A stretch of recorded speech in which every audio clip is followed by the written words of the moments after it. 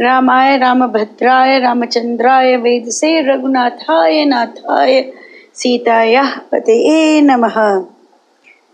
Ayodhya Kand, chapter number 9, the fall of Kaikeyi. The recitation begins now.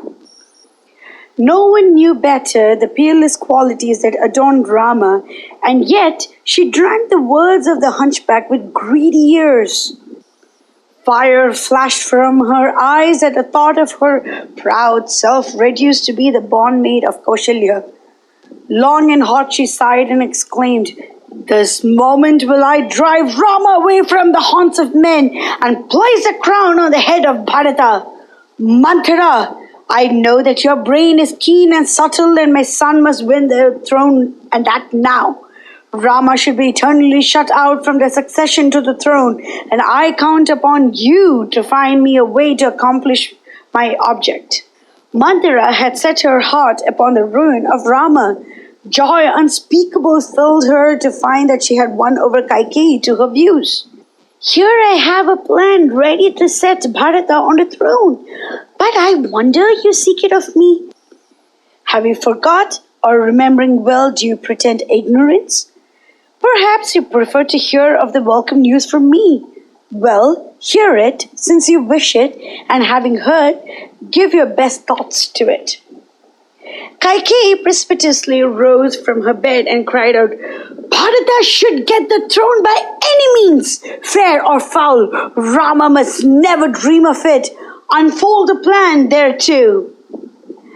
"There took a place of yore," said Manthara, "then a great war between the gods and the asuras.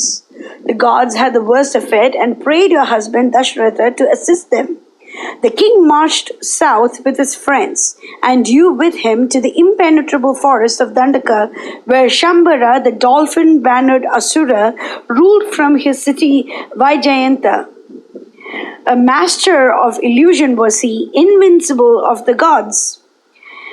Time and oft he fought with Indra, and in the darkness of night his asuras dispatched to hell those of the enemies who lay wounded during the day. Dasharatha fought with him long and fiercely, and was sorely wounded by the terrible weapons of the asuras. He lay in a deep swoon and helpless in his chariot when you drove him to another part of the field and sought to bring him back to life and consciousness. But the asuras pursued him even there and pierced him with their remorseless arrows again and yet again. And you took him from their midst to another place of safety. Dasharatha could not be enough grateful to you for having rescued him twice from the jaws of death. He exclaimed in a transport of gratitude, "O savior of my life, I grant you 2 boons. Ask what you will have." You accepted it with joy and replied, "Nay, your gifts I reserve for season due," and he assented thereto. "Now it was you that you told me this, else what I know? My love for you has treasured it in the depths of my memory. Make your husband put a stop to the hateful preparations that are afoot towards coronation of Rama. Put him in mind of the 2 boons you have of him, and use them to seat Bharata on the throne of the Kaushalas and exile Rama to the woods for twice 7 years. Why? 14 years are more than enough for Bharata to root himself in the affections of his subjects. Hear me yet, while I direct you how to proceed, O daughter of Ashwapati. Take yourself hence to the chamber of wrath, as if your heart was aflame against Dasharatha. Wrap your shapely limbs in coarse robes, mean and soiled. Lie there in dust and dirt. At the moment he steps in, sob as if your heart would break. Raise not your eyes to his face. Speak not to him, and our hopes are to be sure to be crowned with success. I know for a truth that you stand nearest his heart. For you he will jump into the blazing fire.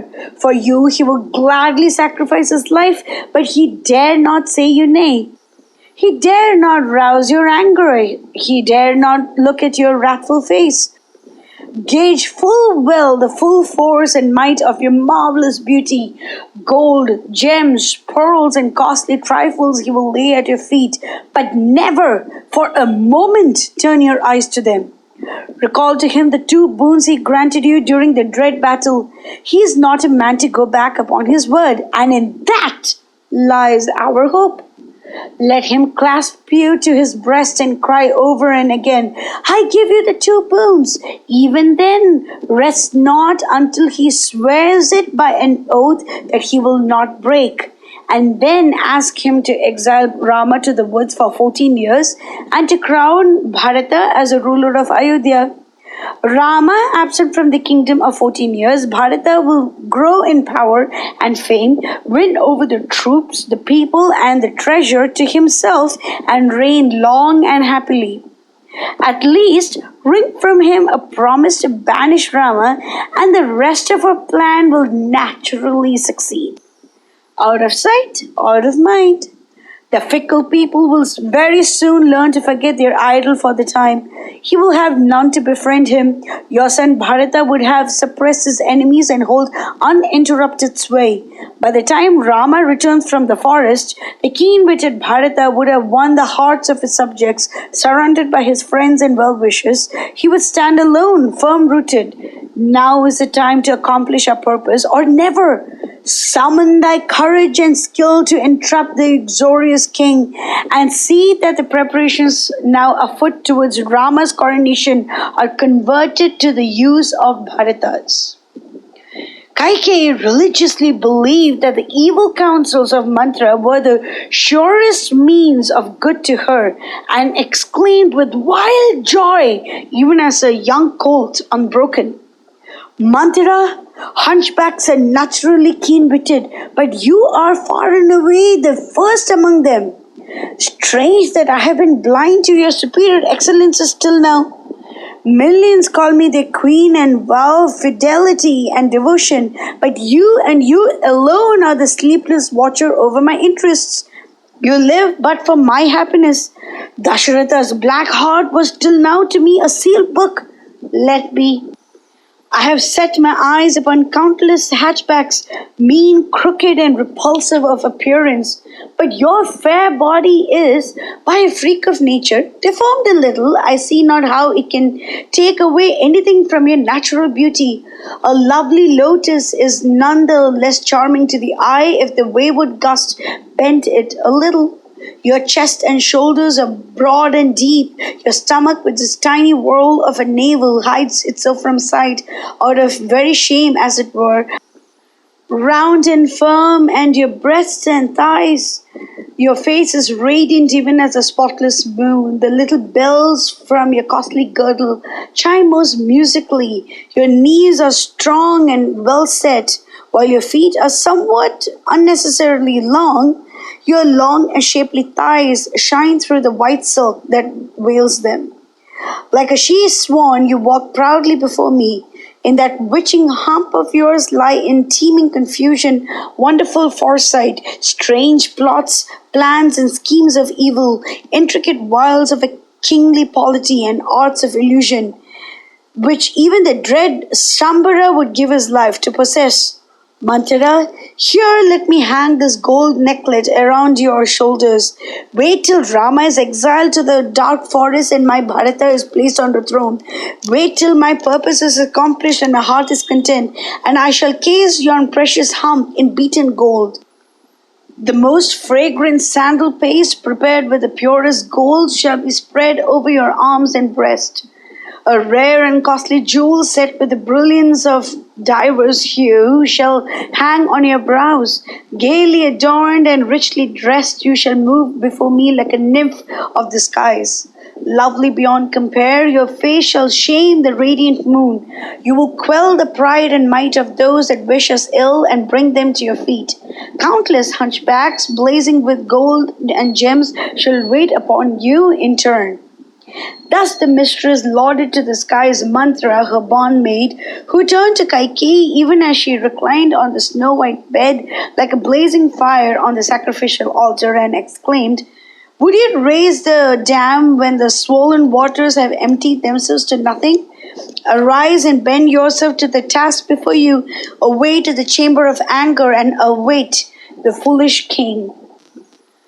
The royal dupe swallowed the bait all greedily and repaired to the chamber of wrath, and her temptress with her. She was unspeakably proud of her unrivaled beauty. She flung away from her costly necklaces, rare jewels, and precious pearls, and like a golden statue, she threw herself on the bare earth with wide eyes of anticipated triumph.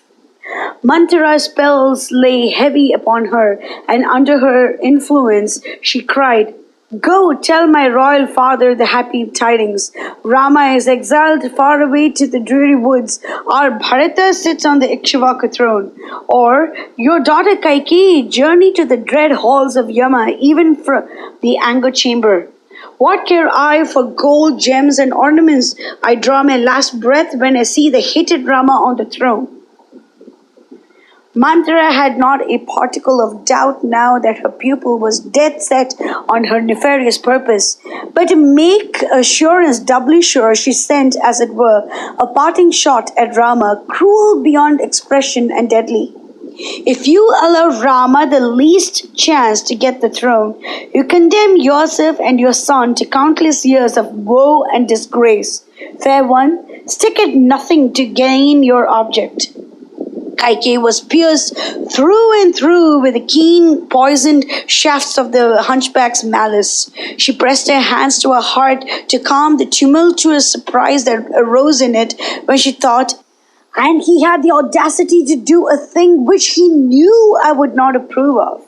She was furiously angry with him for having taken it upon himself to arrange for the coronation of Rama without asking her permission. "Go, tell my father, Rama is doomed to wear out years of misery in the dark woods. My Bharata rejoices in his royal power and glory. Or your daughter Kaikeyi hastens straight from the anger chamber to the mansions of Yama, the god of death. If Rama is not banished from the kingdom, what care I for gold, gems, garlands, dresses, costly viands, or perfumes? My life were an intolerable burden to me." So spoke she, the cruel-hearted. She flung away from her gay wraps and priceless gems and lay on the bare, cold earth, like some lovely bird shot through the heart. Dark anger, ever widening, clouded her fair face.